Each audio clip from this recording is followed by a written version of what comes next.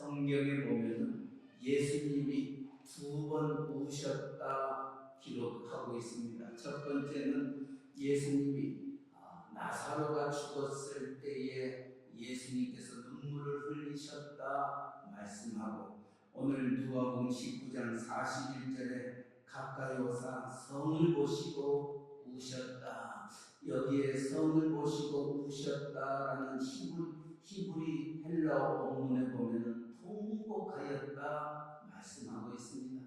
예수님이 통곡하실 수밖에 없었던 이유가 어디에 있었느냐는 거예요. 예루살렘을 보시고 통곡하셨다 말씀하고 있는 것입니다. 예루살렘은 어떤 곳입니까? 전 세계적으로, 정치적으로, 사회적으로, 경제적으로, 문화적으로, 종교적인 도시가 있다면 그 도시가 바로 이스라엘의 수도 예루살렘입니다. 특별히 예루살렘은 세계 3대 종교라고 일컬었던 기독교, 또 이슬람교, 유대교 모두가 각각 자기의 성지로 삼고 있는 거룩한 도시입니다. 이 예루살렘을 문자 그대로 해석하면은 살렘이라는 단어는 평강, 평화를 의미합니다.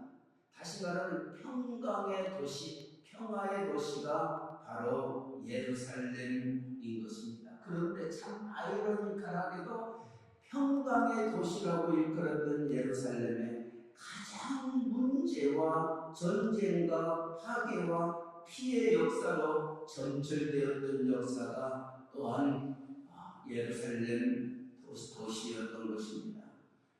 오늘 예수님은 이 평화의 도시라고 일컬었던 예루살렘에 오늘 28절에 들어가셨다, 그리고 그 성을 보시고 우셨다 말씀하고 있습니다.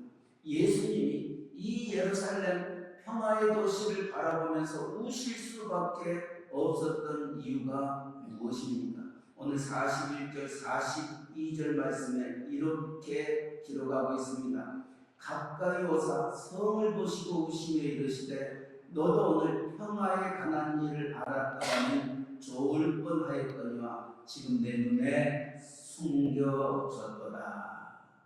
다시 말하면 예수님은 이 평화의 도시 예루살렘을 보고 통곡하실 수밖에 없었던 것은 이 예루살렘 성에 살고 있는 이스라엘 백성들, 하나님의 백성들이 무지함 때문에 우셨다 말씀하고 있습니다. 무엇에 대한 무지였냐면은 평화에 관한 일을 알았더라면, 평화에 관한 일을 알았더라면, 그러나 그들이 알지 못하였기 때문에 예수님은 그토록 슬퍼하며 통곡할 수밖에 없었던 것입니다. 그들이 생각하고 있는 평화라는 것은 무엇입니까? 지금 이스라엘 예루살렘 주변에 있는 수많은 나라들이 있습니다. 애굽이 있습니다. 아수르가 있습니다. 바벨론이 있습니다. 모압과 암몬이 있습니다. 요르단이 있습니다. 시리아가 있습니다. 이런 모든 주변의 나라들과의 전쟁에서 화평함을 얻는 그와 같은 생각을 그들은 항상 하고 살았던 것입니다. 그러나 우리의 주님은 그와 같은 생각을 하고 있는 예루살렘에 살고 있는 하나님의 백성들에게 진정 하나님이 원하시는 평화를 너희에게 주기를 위하여 하나밖에 없는 독생자 예수 그리스도를 이 세상에 보내셨건만 너희는 그것을 알지 못하였다는 것입니다. 이사야 선지자가 메시아가 오시는 그 메시아는 어떤 메시아라고 말씀하고 있습니다.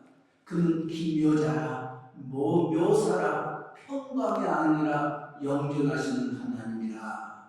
평강의 왕 메시아가 훗날 반드시 오실 것을 선지자를 통하여 그렇게 말씀하셨건만 이 평강의 왕, 너희에게 평화를 이 땅에 주시기 위하여 오셨던 예수 그리스도를 알지 못함으로 말미암아 예수님은 그토록 예루살렘을 바라보면서 통곡할 수밖에 없었던 것입니다.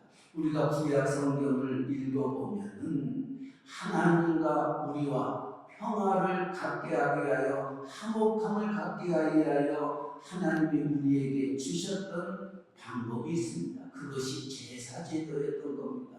우리가 새벽 사순절 기간 동안에 레이기를 읽고 있습니다. 레이기는 어떤 의미에서 성경에서 가장 중요한 66권에서 가장 핵심 있는 말씀이 레이기라고 말씀드리고 싶습니다. 왜냐하면 레이기에는 두 가지의 큰 중심 내용이 있습니다. 하나는 어떻게 하나님 앞에 나아가는가, 하나님 앞에 나아가는 길을 우리에게 기록하고 있는 책이 레이기입니다. 죄인이었던 우리가 하나님 앞에 나아갈 수 있는 길을 보여주셨던 겁니다. 그래서 레이기를 읽어보면 5가지의 제사제도가 있습니다. 번제와 소제와 화목제와 속제제와 속번제, 이것을 통하여 나와 하나님 사이에 가로막혔던 죄의 값을 쉽게 하고 하나님과 나와 하나가 되는 축복의 길을 레이기를 통하여 말씀하고 있습니다. 두 번째로는 이 레이기를 읽어보면 하나님께서 죄 씻음 받았던 우리가 어떻게 그 하나님과 교제하며 살 것인가. 그래서 하나님은 우리 안에 거하기 위하여 성막을 허락하여 주시고 7가지 절기를 말씀해 주고 있습니다. 이 절기를 통하여 하나님과 하나님의 백성이 어떻게 교제하며 섬기며 나아가는 길을 보여주었던 겁니다. 그래서 훗날 말라기 선지자는 그렇게 말합니다. 레위와 세운 언약은 이것이니, 레위와 세운 언약은 이것이니 곧 생명과 평강의 언약이다. 다시 말하면 말라기 선지자 성경의 마지막 장에 기록하고 있는 내용이 하나님이 그 백성과 맺었던 언약이 뭐냐는 거예요. 생명과 평강의 언약이다. 이 생명이라는 것은 우리가 사는 길을 말씀해 주고 있습니다. 하나님이 어떻게 우리를 죄 가운데서도 살게 해 주셨던 그 길을 보여주었던 것이 레위와 세운 언약이요. 그리고 생명을 얻었던 우리가 하나님과 어떻게 평강을 얻으며 살아갈 수 있는지를 가르쳐 주었던 언약이 레위기를 통하여 주셨던 말씀이기 때문에 생명과 평강의 언약이 바로 레위와 맺은 언약이라 말씀합니다. 그러면서 신약으로 넘어오게 되는데 이 생명과 평강의 언약을 우리에게 주셨건만 우리가 그것을 누리지 못하고 알지 못하고 깨닫지 못하다는 것. 그래서 하나밖에 없는 예수 그리스도를 우리에게 보내셔서 우리의 주님이 우리에게 하셨던 말씀이 무엇입니까? 나는 부활이요 생명이니, 부활이요 생명이니 나로 말미암지 아니하고는 아버지께로 갈 자가 없다 말씀합니다. 주님이 우리를 살리기 위하여 이 세상에 생명을 주시기 위하여 오셨던 것입니다. 그리고 우리의 주님이 오셨던 그것을 천사들이 이렇게 기뻐합니다. 지극히 높은 곳에서는 하나님께 영광이요 땅에서는 기뻐하심을 입은 사람들 중에 뭐라고 얘기합니까? 평안하다.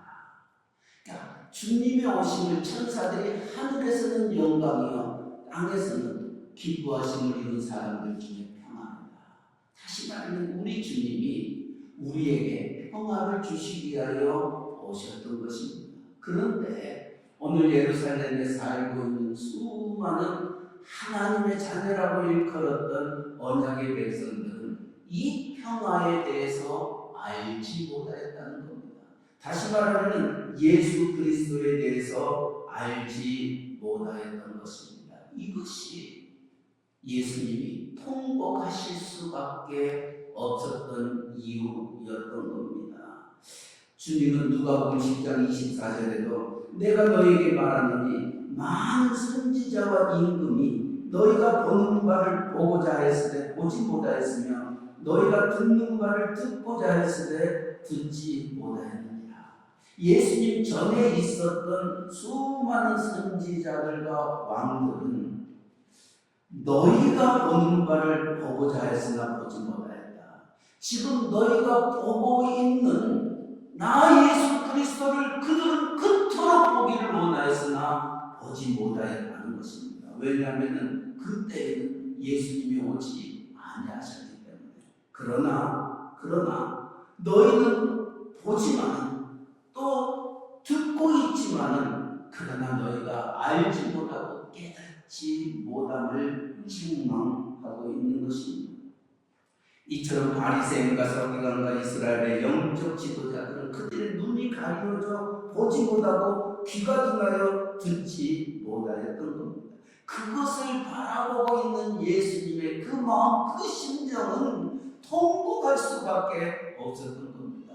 너희에게 생명을 주기 위하여, 너희에게 평화와 화평을 주기 위하여 이 세상에 오시고 너희 앞에 있는 나 예수 그리스도를 알지 못하고 그저 지나가 버리는 그 모습, 이것이 얼마나 그 마음을 상하게 했는지 모릅니다. 그는 이사야 선지자의 말씀을 비유하여 그들의 모습을 이렇게 표현하고 있습니다. 소는 그 인자를 알고 나귀는 그 주인의 구유를 알고만은 이스라엘은 알지 못한다.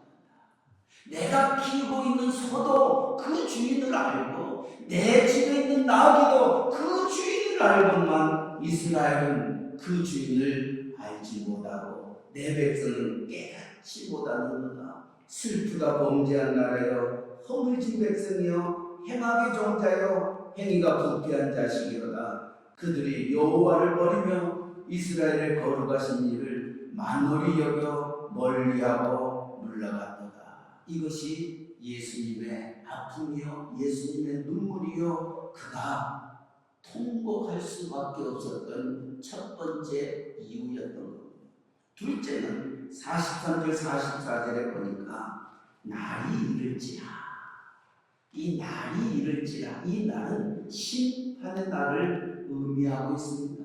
너희가 그토록 애지중지했던 예루살렘에 하나님의 심판의 날이 이를 거라는 거예요. 그 심판의 날이 이르게 되면 네 원수들이 토tun을 쌓고 너를 둘러 사면으로 가두고 또 너와 및 그 가운데 있는 내 자식들을 땅에 내어치며 돌 하나도 돌 위에 남기지 아니하리니 이는 내가 보살핌을 받는 날을 알지 못함을 인함이라. 두 번째 주님의 통곡의 이유는 하나님의 성이라고 일컬었던 예루살렘이 하나님 앞에 당할 심판을 생각할 때에 예수님은 통곡하지 아니할 수 없었던 겁니다. 이 예루살렘은 어떤 것입니까? 하나님의 성전이 있는 것입니다. 내 집은 만민이 기도하는 집이다 라고 일컬음 받았던 그 예루살렘이 심판의 날에 돌 하나도 남기지 아니하고 다 무너지는 그 비극을 바라보면서 주님은 통곡하지 아니할 수 없었던 것입니다. 유대인의 역사가였던 요세푸스는 이 심판의 날이 어떻게 우리에게 임하였는지를 그는 그렇게 기록하고 있습니다. 이 요세푸스의 역사학자의 기록에 의하면 AD 66년에 유대인이 로마에게 반역을 하였을 때에 그 결과로 로마의 침략을 받게 되는데 70년에는 로마 황제 티투스가 이제 유대인들을 이 예루살렘을 정복하기 위하여 정예부대인 10군단을 이끌고 예루살렘에 쳐들어와서 이 예루살렘을 무너뜨리기 위하여 성벽을 쌓게 됩니다. 토둔을 쌓게 되더라고요. 토둔이라는 것은 토성을 의미하고 또 공격을 하기 위해서 축대를 쌓는 그것을 토둔이라 이렇게 얘기합니다. 그 토둔을 쌓고 사흘 만에 예루살렘 성을 완전히 봉쇄해버렸다 기록하고 있습니다. 이처럼 그들이 오고 나갈 수 없도록 예루살렘 성을 사흘 만에 봉쇄해버리고 나니까 예루살렘의 출입이 이제 더 이상 있을 수 없고 음식의 모든 복음로가 끊겨버리고 말았던 것입니다. 그 결과 예루살렘 성에 살고 있는 수천 명의 주민들이 굶주림으로 죽어가더라. 심지어는 먹을 것이 없으니 자기의 자식을 삶아 먹었다라고 그 역사가는 기록하고 있습니다. 그것으로 그치지 않습니다. AD 135년은 로마의 하드리아누스 황제가 이 예루살렘을 더 이상 역사에서 치워버리기 위해서 이 예루살렘의 이름을 바꿔버렸습니다. 어떻게 바꾸냐면 시리아의 팔레스티나로 바꿔 더 이상 예루살렘을 역사에서 기록하지 못하도록 만들어 버렸던 것입니다. 이것이 예루살렘 오늘 43절에 날이 이를지니 그 날에 임할 하나님의 심판을 기록하고 있는 것입니다. 그것으로 그치지 않습니다. 이제 20세기가 들어오면서 유대인들을 독일의 나치가 600만 명을 살해합니다. 600만 명 그들 가운데는 또 어린아이들도 같이 포함되어 있었던 것입니다. 그것으로 끝납니까?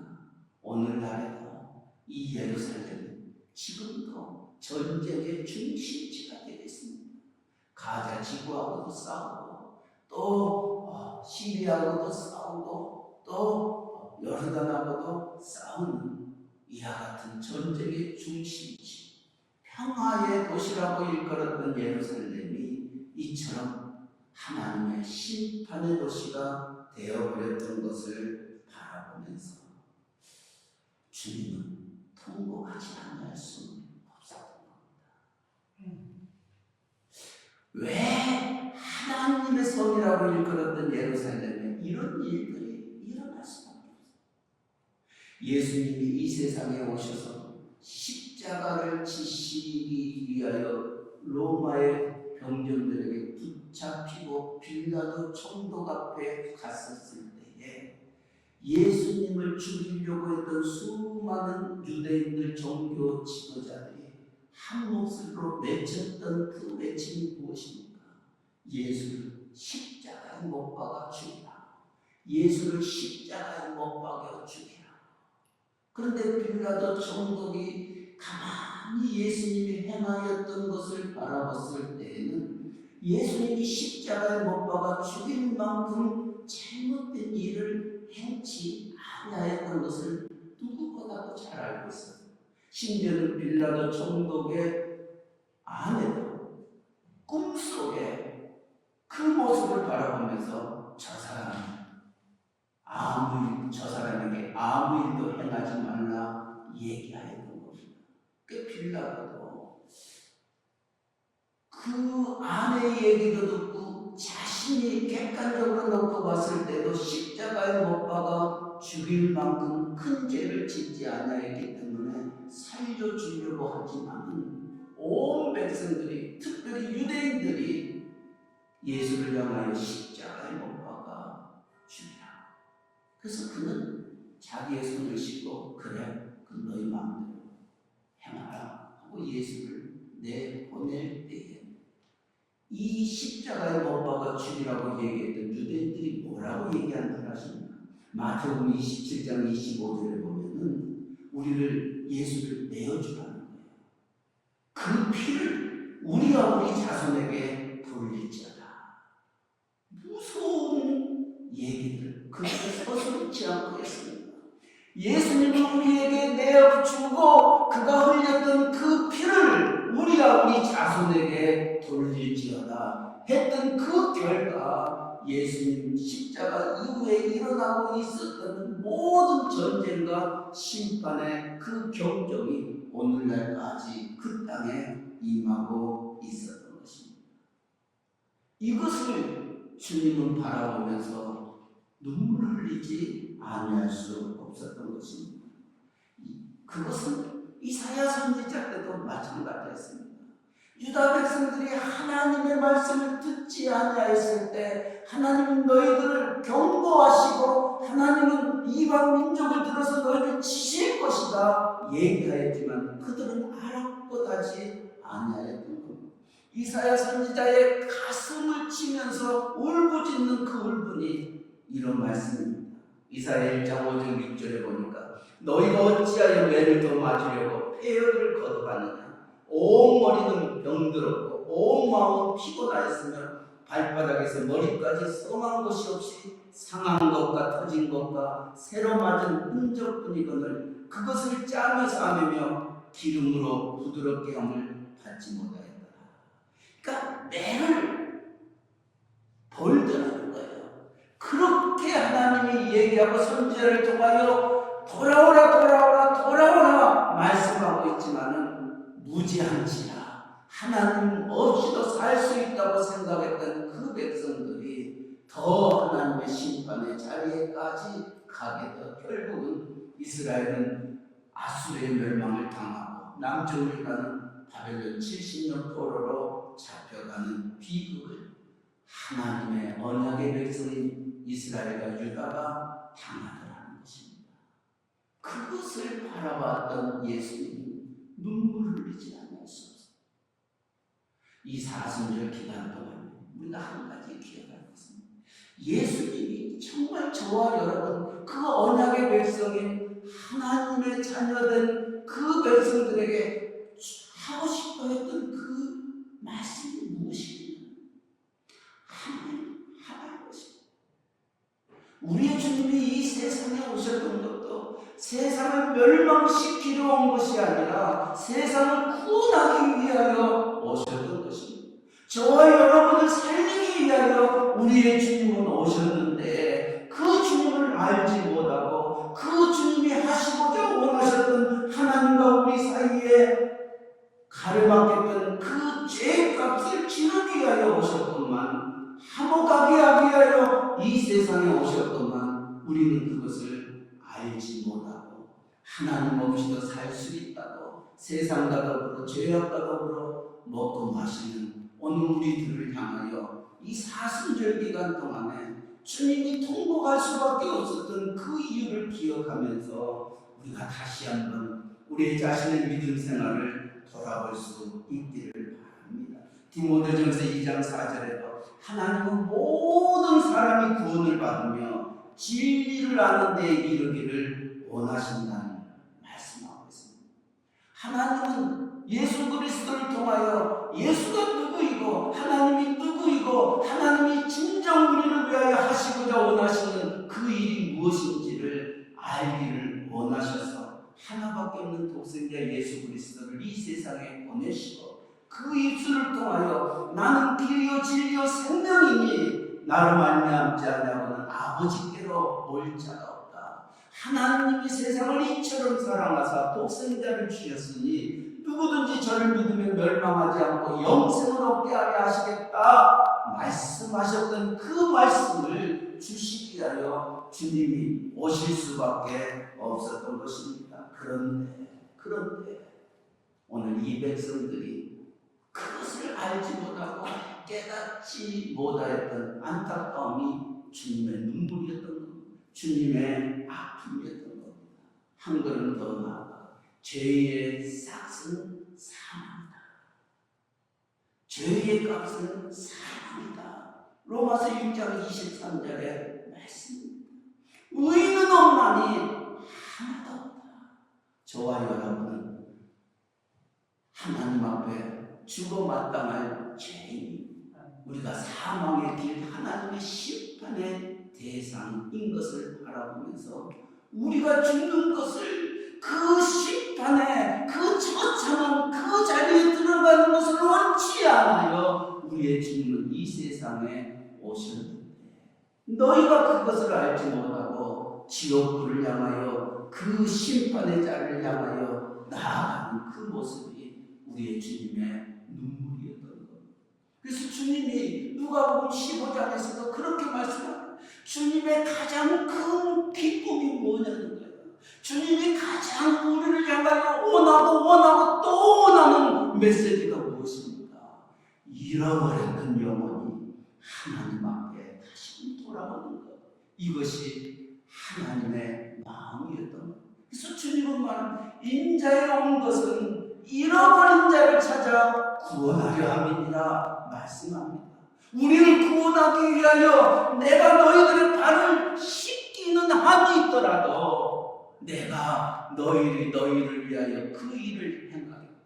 그러시면서 하셨던 말씀이 인자에 온 것은 섬김을 받으려 함이 아니라 오히려 섬기려 하고 많은 사람들의 대성물로 우리 그 몸을 주시기 위해 오셨다고 말씀합니다. 나는 섬김을 받지 아니하여도 내가 섬겨서 그 영혼이 살 수만 있다면은, 당신이 살 수만 있다면은 나는 제자들의 발을 씻기며 나는 어떠한 상황과 형편에 놓여 있다 한다 할지라도 너만 살 수 있다면 내가 그 길을 걸어가겠다. 주님이 마음이요 주님의 말씀인 것입니다.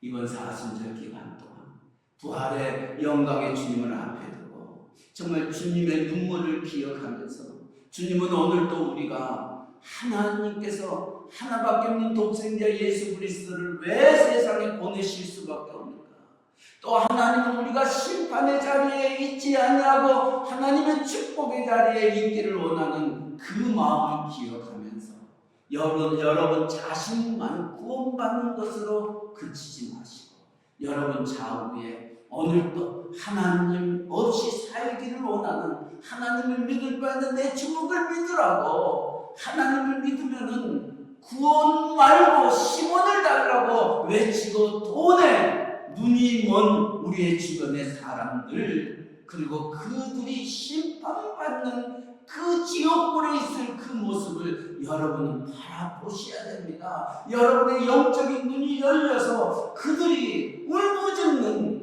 그리고 하나님 앞에 매달리며 하나님을 향하는 그 모습을 바라본다면 우리는 우리의 입술을 열어 전도하지 않을 수 없습니다. 우리는 그 영혼을 불쌍히 여기지 아니할 수 없다는 것입니다.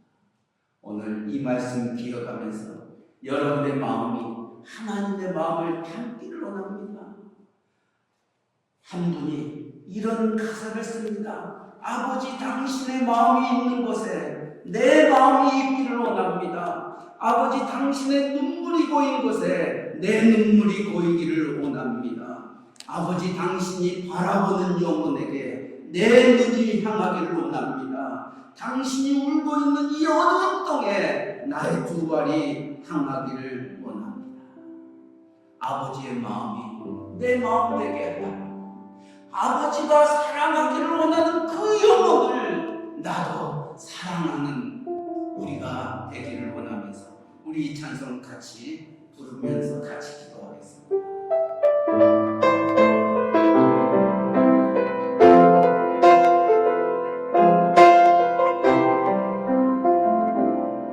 아버지 당신의